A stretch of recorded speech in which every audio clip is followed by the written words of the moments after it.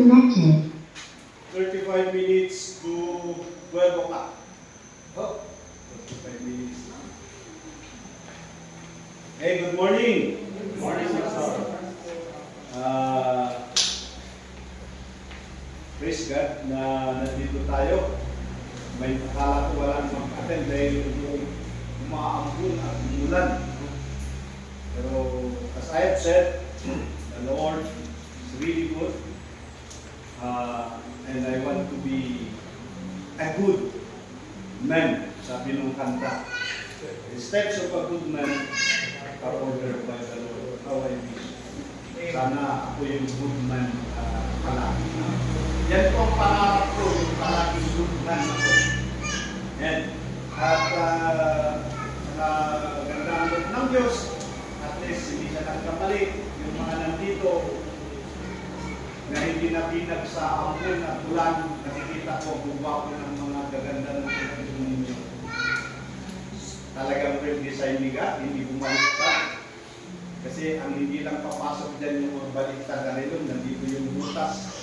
Maintindihan natin pag umulan, talaga papasok yung tubig. Na? Eh dahil tayo ay nakatago yung nasa baba, ay hindi matubungan ng nandito kami. Okay? Yung lesson natin last time ay yung patungkol sa serving with spirit, no? Serving na nandyan yung spirito. So, napag-alaman natin na pag ikaw ay spiritual na nagsiserve, gaya nung sa Sunday school natin, mararamdaman mo at mag-engage mo yan sa pagmamahal. Because kumikilos ka na may pagmamahal. Bakit? Dahil sabi ng 1 Corinthians, sabi dito sa text natin, Galatians chapter 5 verse 22, the fruit of the Spirit is love. At na-discuss natin na yung pagmamahal ay talagang lumalabas sa isang taong naglilingkod na pinamumunuan siya ng Espiritu ng Diyos. At dapat lang na bilang isang Kristiyano ay Espiritu ng Diyos yung gumagana sa atin. At pag yan po ay gumagana, yan, ramdam natin at nalalaman natin dahil ang saya-saya na bakit mahal na mahal natin yung ating ginagawa. Hindi lang natin mahal na mahal yung ginagawa natin, kundi mahal na mahal natin na ginagawa yun dahil alam natin na ginagawa natin yan para sa Panginoon. No? Lahat-lahat ng kilos natin, pinapatakbo ng Espiritu ng Diyos, kaya tayo ay kumikilos din na punong-puno ng pagmamahal. Okay? At sa 1 Corinthians chapter 13, verse 1 to 8, na-discuss natin doon that the fruit of the Spirit is love. Dapat bang ganun talaga ang buhay natin mga Kristiyano? Dapat bang tayo talaga ay lahat ng ating ginagawa ay nandyan yung pagmamahal? Tama hindi? Kaya nga yung sa photo kanina, pati simple lang na pagsaserve ng kape ay kung hindi matamis yung kape dahil walang asukal, hindi nakabili, walang maiinis. Bakit mo sinerve yung kape ko na walang asukal? O kaya yung magsaserve, yan, hindi ka kasi bumili ng asukal, kaya mapait yung kape pag ganun. Pero pag sinerve mo yan na may pagmamahal, natamnay tubig, may taptam na. Okay. Namada, kaya taptam na, kano kape nga, kaya kape yan. Hindi matamtam mo ng kape. Awan lang asukar na, awan sapin, hindi tayo magreklamo dahil kahit walang asukal yan, enjoy natin dahil sa pagmamahal, alang-alang sa pagmamahal, nagmamahal na nag-serve. Correct? Kaya pag mga misis, Pag nanaltuog yung baso kay mister, pag may tunog, ito.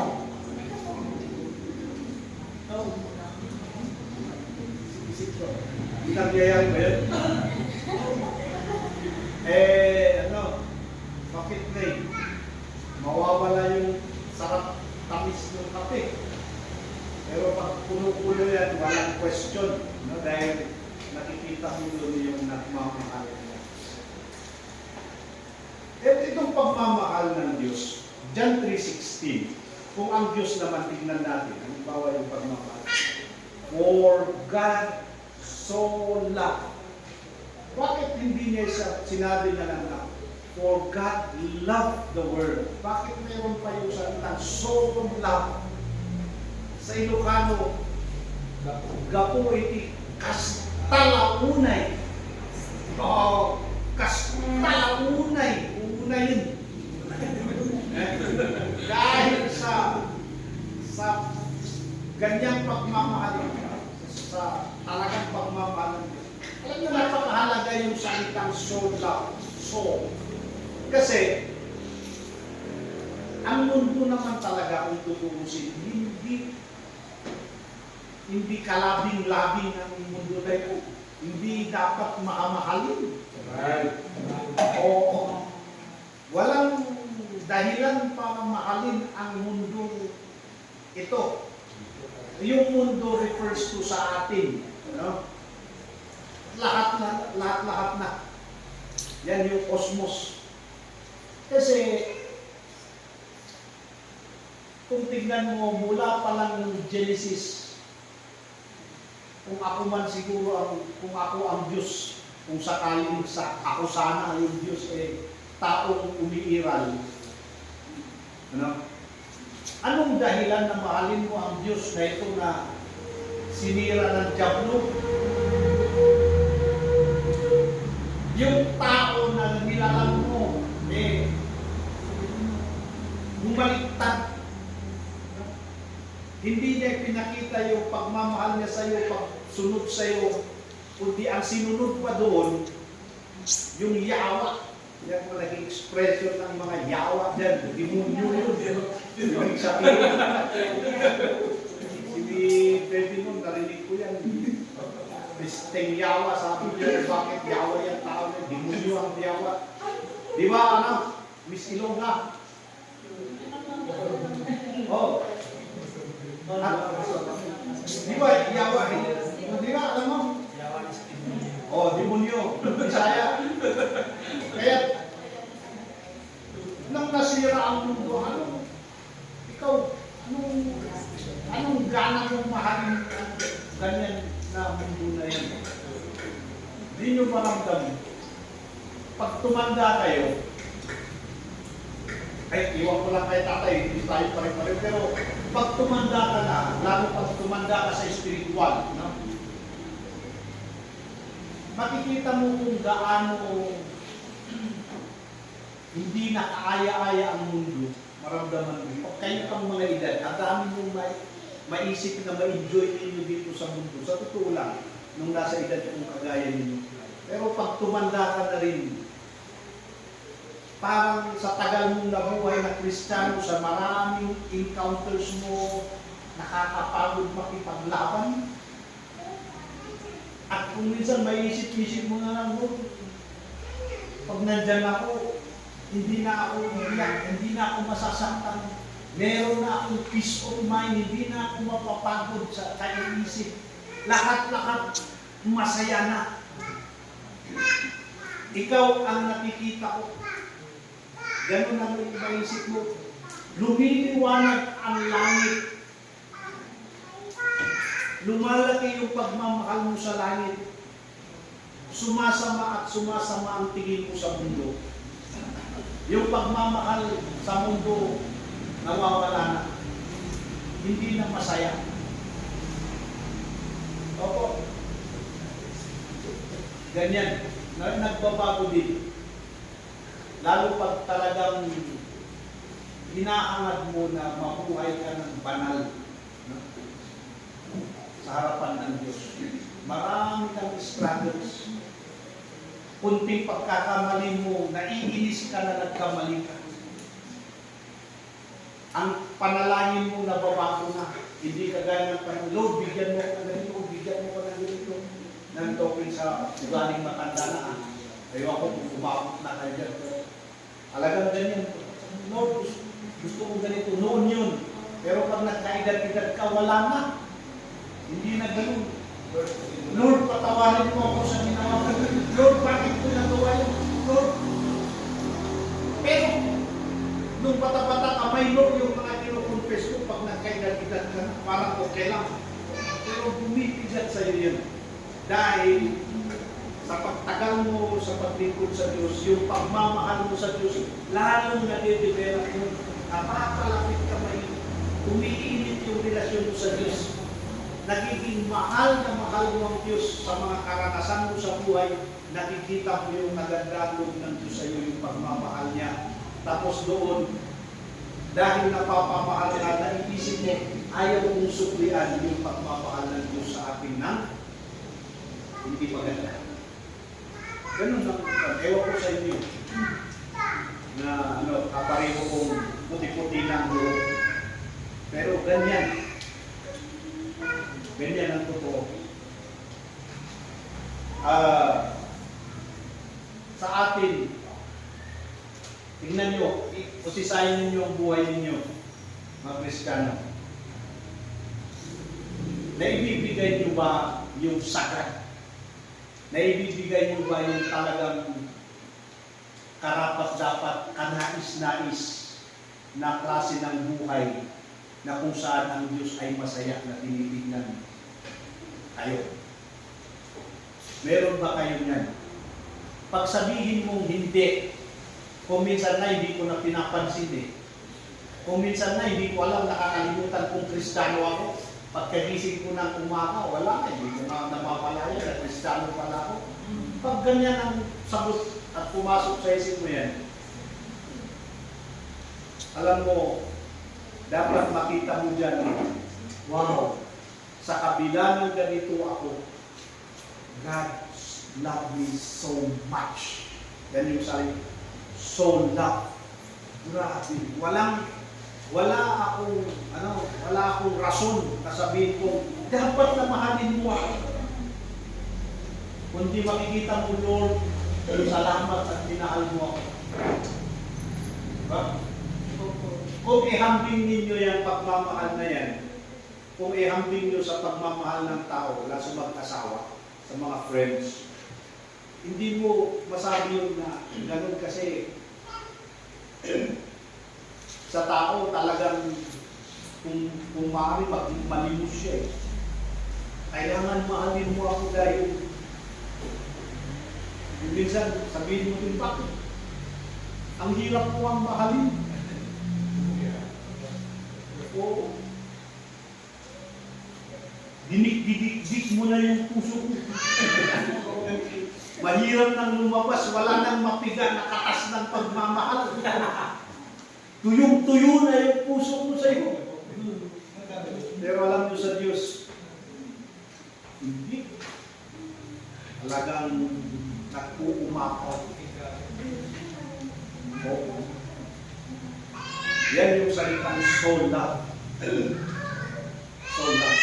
Ngayon, ano ang gantimpala mo o kaya ano ang gawin natin sa ganyang pagmamahal ng Diyos sa atin?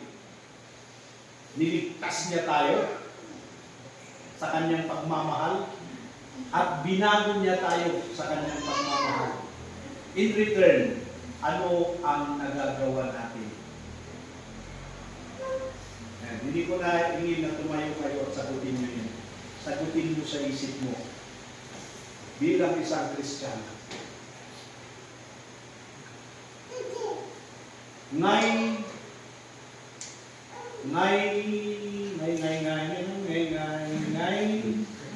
yung sukli, isusukli mo?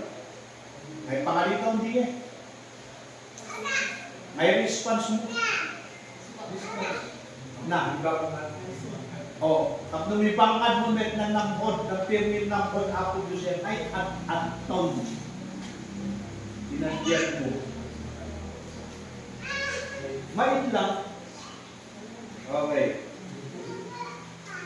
But, alam nyo, yun po ang totoo, no? Kaya ang gagawin natin lahat should be galing lahat sa ating pagmamahal, sa puso natin, sa Diyos. Naintindihan nyo yan?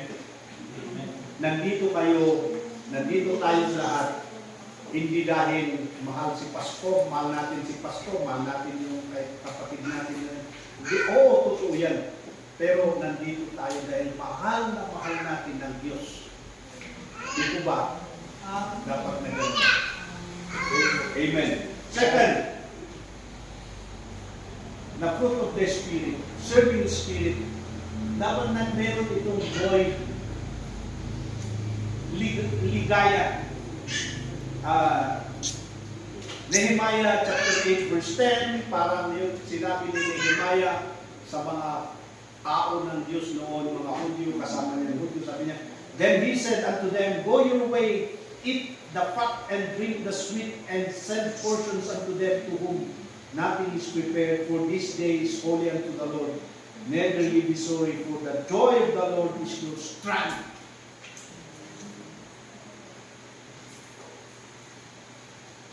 Bumalik ang mga tao ng Diyos sa Israel. Ibangon nila muli ang Israel. Yan. I-revive nila yung lugar nila na nawasak, winasak ng Babylonians. 70 taon, 70 years ang nakaraan.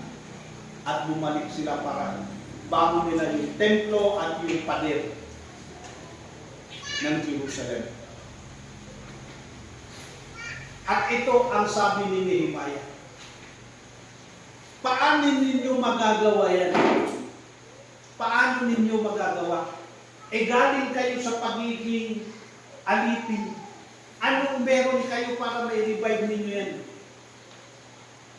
Pero, kita nyo, out from nothing, mula sa pagkawala, pupunta sila doon na may tatag, tibay at pag-asa na tatayo. Bakit? Because they have the joy of the Lord. The joy of the Lord.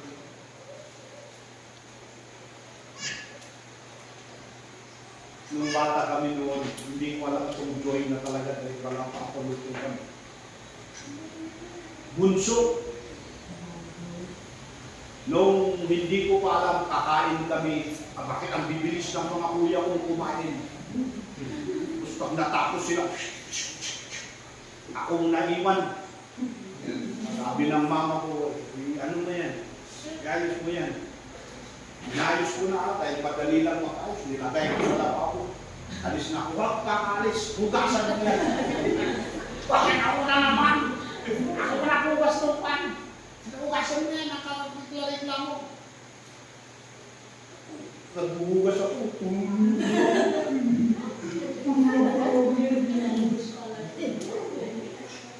Hinuhugasan ko yan na walang joy dahil lugi ako ang pakiramdam ko. Bakit ako na naman? Kaya dapat lang na ako'y magreklamo. Diyan ang karapatan ko. Lugi ako. Ay naku, ang Kristiyano sa paglilingkod walang sasabihin mo, lugi ako. Bakit ako naman? Bakit na lang ganito? Lahat ng uri ng ginagawa natin sa Panginoon, kung ikaw ay control ng Holy Spirit, ramdam mo yung dinaya. Mumutor ka punta mag-church sa ganitong tatlo, challenge agad yan. Paano ako? Alam mo, madali lang yan eh. Ganito. Pag gawin mo yung isang patak ng ulan na rason, sapat na yan para hindi ka mag-church. Isang patak lang yan. Ilalo na pag dalawa, tatlo, ganyan. Pero pag talagang iiral yung espiritu sa iyo na maglipod, no? Mag-worship sa Panginoon, bumungay yung kagarakan. Wala na gagawa ka ng remedyo. Ano, pagpunta nyo dito, minsan magigiliti ako, sabi ko, ako may problema, bakit hindi ko kinuntaan mo ito, sinundo na lang, kahit pabalik-balik yung sasakyan.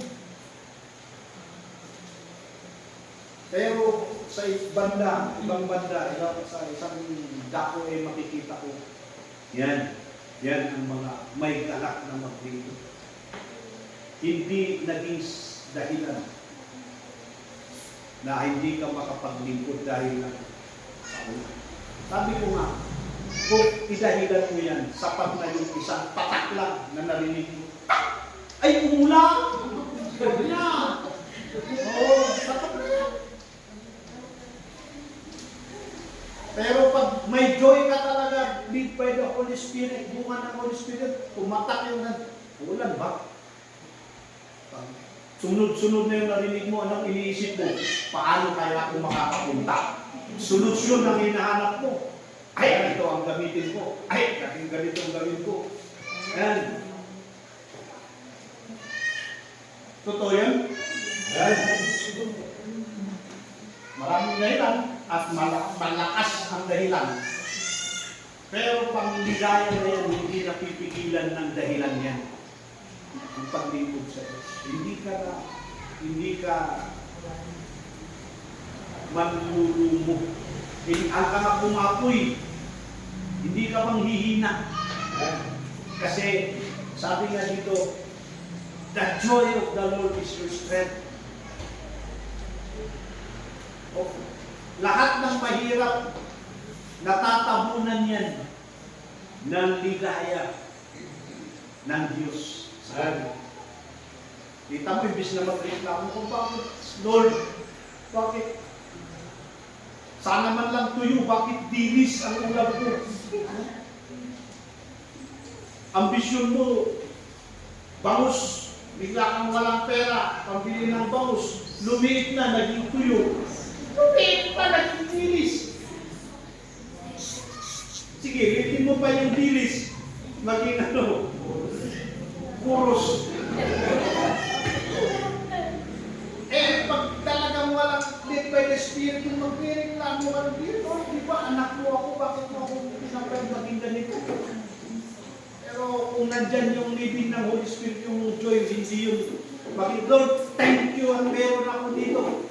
Itong maliit na chorus, kung may mas maliit pa sana, pwede. Oo, kahit positive yung pananaw.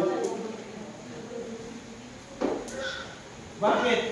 Kasi ikaw ay nasa Diyos eh. Nilingkod ka sa Diyos. Ano? Nararamdaman niyo ba yan sa buhay niyo? Kaya sabi ko, sa loob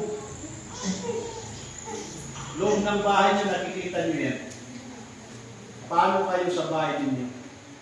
You are serving one another. One part of service is you are serving one another. If you have the joy,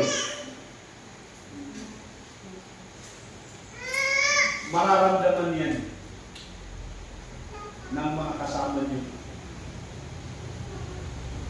Kaya turo ko sa mga estudyante ko, sa mga grade 11, sina Lindsay, sabi ko, nangyang parang klaseng pamilyang meron tayo. Happy and strong family, happy and strong Christian family. Anong nangyayari doon?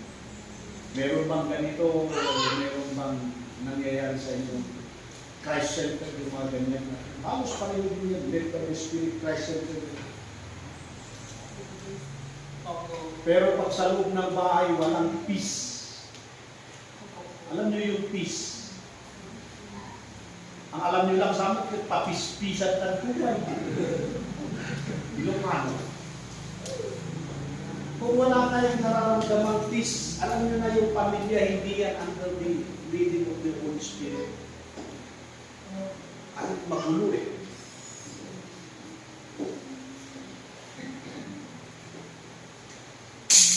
Nanay, gabog ng gabog. Si tatay, muryot ng muryot. Naintindihan nyo ba yan? Mga Ilocano na yan, hindi ko kasi alam sa Tagalog yun. Reklamo ng reklamo. Si nanay, bawat kilos may katumbas na salita.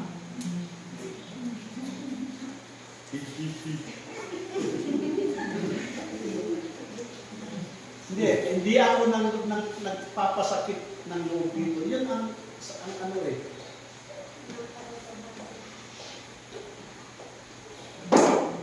Magsasaing ka lang o ano man din, magsasaing. Kaya dahil nagsasaing ka ba? Ayun, tignan mo yan. Anong panalangin natin pag gano'n? Kung ako sabihin ko, Lord, sana wala kami bigas para wala na lang isahin para kumainin. Eh bakit naman magsisiyot doon na magreklamo dahil walang bigas? Bakit gano'n? Hindi ko naman sinasabi na nagreklamo magluto yan. Pero pag ganyan ang behavior sa bahay,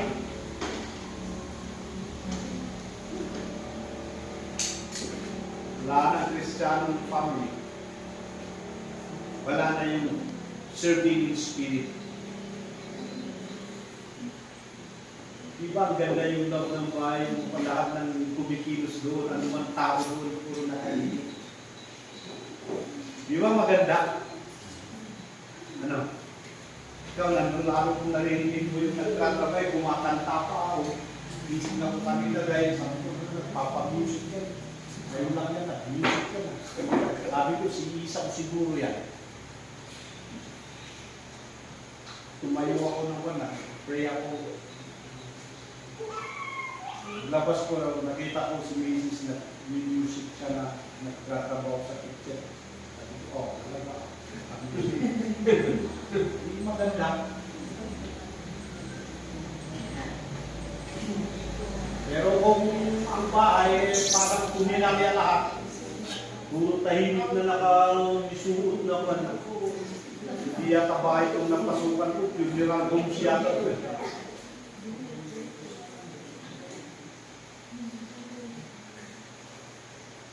Ano, meron bang ligaya na lumalabas sa atin na naglilibot? Para meron, sino pa? Sir Abe, malapit ng kabuwanan ni Sister, kaya baka pagbabayan, tawagin mo na lang ng ligaya. O Joy, yun na lang para ano. Pagbabayan, Joy. Para palaging may joy, nagpapaalala sa message ng pamilya, dapat nandyan. Serving one another and serving God, nandyan yung joy na yan. Okay?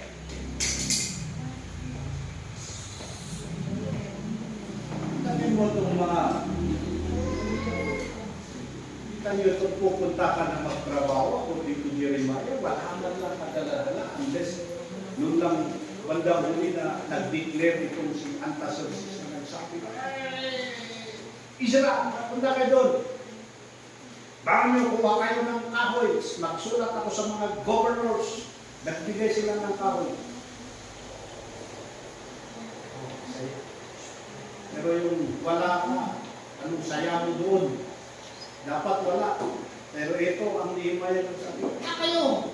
The joy of the Lord is your strength. Ibig sabihin na, posible talaga ito. Hindi pwedeng hindi.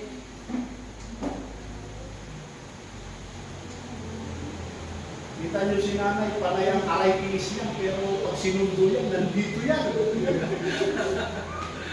Pag nandun siguro, panay ang panalangin na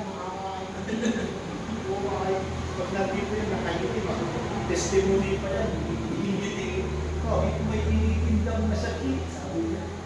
Pero mumingiti, hindi mo nakikita yung masakit sa mukha, hingiti yan makikita, the joy of serving the Lord. Hey! Hey! And, the last, ano pa? Yung sabi niya, sa Galatians, chapter 5, verse 22, but the fruit of the Spirit is love, joy, peace. Amen. Peace. Alam niyo yan, ang isang bagay na hinahanap ng isang Kristiyano, yung katahimikan na yan. To be spiritually minded is life and peace. Romans chapter 8, verse 6. Alam nyo, kung ang isip natin ay pawang mga spiritual na bagay, ano, at kaluwag, pag sabi mo spiritual na bagay, patungkol yan sa Diyos, patungkol sa buhay mo ng Espiritu, lahat-lahat na patungkol sa Diyos, kalwalhati yan ng Diyos. Alam mo kung ganyan lang ang iniisip mo, meron kang kapayapaan ng isip. No? Intindihan mo yan? Kahit may trabaho ka, kung ano man, estudyante na yan, kung ang palagi mo mag-study ako, mag-aral ako ng mabuti para maganda yung score ko pag nagpa-quiz, para makita naman na ako ay ganitong dapat ang Kristiyano. Patas. Hindi yung plinaplano ng paano ko kaya mag-cheat. Sinong kaupuin ko si Mitzi kasi magaling. Kaupo ko si Mitzi para kausapin ko na lang na hindi niya takpan yung papel. Peace ba yun sa isip? Hindi. Paano ka pagdating mo ng eskwelahan, umabsent? Wala sira na yung plano mo. Hindi na peace. Magulo.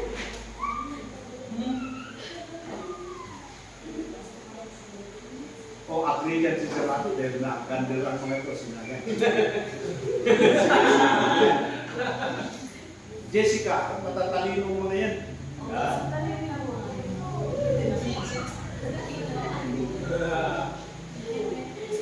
O ikaw naman na empleyado, na trabahador. Ayaw natapos na ang high school, ayaw mga estudyante. Trabahador ka naman. Anong na-encounter mo sa trabaho mo? Sinungitan ka ni boss, nakarinig ka ng hindi maganda, ang dami mong trabaho na dinatapos, kung dapat mo tapusin, para kang mamamatay pag hindi mo magawa. No? Iuwi mo sa bahay. Yan. Tapos pag hindi mo nagawa kung anong-anong pinag-iinitan mo, pati baso na walang kamuang-muang, ibalik mo na. Bakit? Anong kasalanan nun? Nung binili mo ang ganda-gandang baso, sabi mo, nung dami mong problema, tumangit na siya, kung ano, tuk-tuk mo pa yung tuloy, lahat na nang nasa loob ng bahay, nararamdaman nilang walang kapayapaan. Pag may pusa ka pa, baka sipahin ka naman.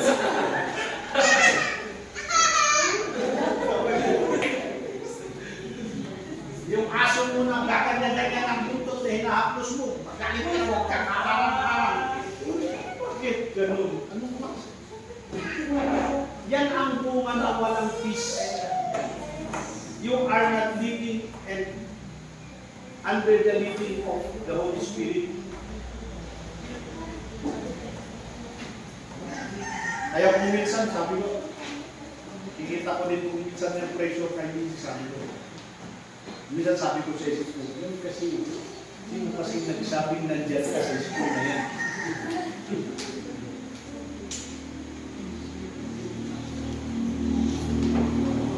Nasa school na kalaktak.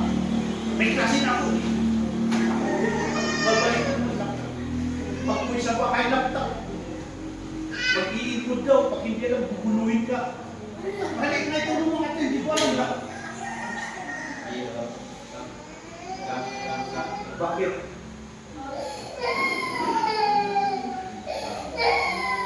Yan ang mga nagagawa, trabaho. Kaya pag-aralan ninyo ito, mga kapatid, pag-aralan ninyo.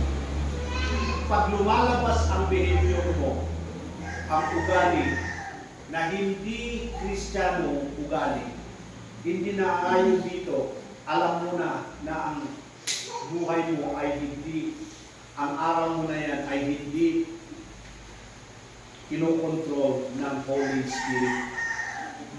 Iba ng Spirit. Pwede yun na mangyari. Kahit meron kang Holy Spirit, pag hindi ka magpa-control sa Holy Spirit, hindi mo mas mararamdaman yun. Hindi lalabas yung peace na yan. Intindihan nyo yan? Meron akong yung pinatendaran namin na nagpre-pray tuloy ako dun sa katabi ko, pinagpre-pray ko siya. Na sana hindi siya masaniban ka kung talagang ligtas ito, hindi masaniban. Kasi nakita ko, nagtatawanan na sila eh. Talagang uncontrolled yung tawa. Hinihintay ko si Sir Abby natatawa din. Ay, nakita ko, 1, 2, 3, 4, apat silang tumatawa. Tawa ng tawa. Sabi ko, hindi siguro walang Holy Spirit ang mga ito. Alam niyo kung bakit pagsabay mo ako eh. Kasi bakit sila napapasok ng Spirit ng iba? Kasi kung talagang yung Sunday school natin, if you are led by, o kung kinontrol ka na pag nasa inyo ng Holy Spirit, wala nang ibang papasok sa inyong Espiritu dahil takot sila doon sa Spirit. Sa 1 John, sabi niya, mas malakas yung nasa inyo kaysa yung Spiritong nasa mundo na ito. Greater is he that is in you than he that is in the world. Kaya, dahil wala sa kanila, tawa ng tawa. Naaawa na ako, gusto kong i-cast out yung isa. Oo. Pero wala akong baka ako lang ang maging center of attraction. Pagpuntahan ko, sabihan ko na ikaw, wala sa inyong sa tutulang mo yung spirit. I-review ko yun. E nandun pa naman yung mga speakers. E yung mga speakers, hindi sila tumatawa. Ha? Kasi yung mga speaker, hindi, panapakinggan mo yung turo nila. Okay naman yung turo nila about yung control ng Holy Spirit na nasa inyo ang Father's love. Iba lang kasi yung terminology niya sa akin. Parang ewan ko kung nalihis yung nire-replace lang nila si Kristo doon sa love. Kaya alam niyo kung magtrabaho ng job ko, ang nipis-nipis ng diferensya niya doon sa katotohanan. No? Doon sa truth, pwedeng baguhin ng job yan. Sa kanipis niya yan, maging sinungaling na yung totoo. Ganun ang trabaho ng job. Kaya kailangan Bible talaga at bisa. Naguguluhan, magulo, hindi maintindihan. Kung peace yan, dapat maintindihan, tahimik. Hindi. Pero kalmado yung buhay, kalmado pag-isip, kalmado yung kilos. Kung meron man akong isang panalangin na hinihingi na lang yung peace. Alam mo, kahit hinihingi mo ang peace, kung ang tao na nakakahalubilo mo, walang peace. Sa kanya talagang gagamitin ng diablo para malis ka rin yung peace mo. Kaya tahimik ka na lang. You maintain your peace. Amen. Okay? Now, yan hanggang dito lang tayo na muna. Tuloy natin sa next. Sabi ko, kailangan sinabi ng Bible na Romans 8:6, yung isip natin ay dapat nakatuon sa mga spiritual. Naka-focus tayo, it is spiritual na panpanan. At nadalay ko yung bunga na kada tayo tal na Diyos. Hawakan nyo na antay, hindi natin ma-enjoy ang paglingkod natin sa Diyos sa kasama natin mga tao, kapwa-tao natin, mga tao na kalibilo natin, kung hindi tayo i-control ng Holy Spirit, hindi iira yung bunga niya sa atin. Gaya ng love, joy, peace. Tuloy natin sa Sunday. Salamat po. God bless. Amen.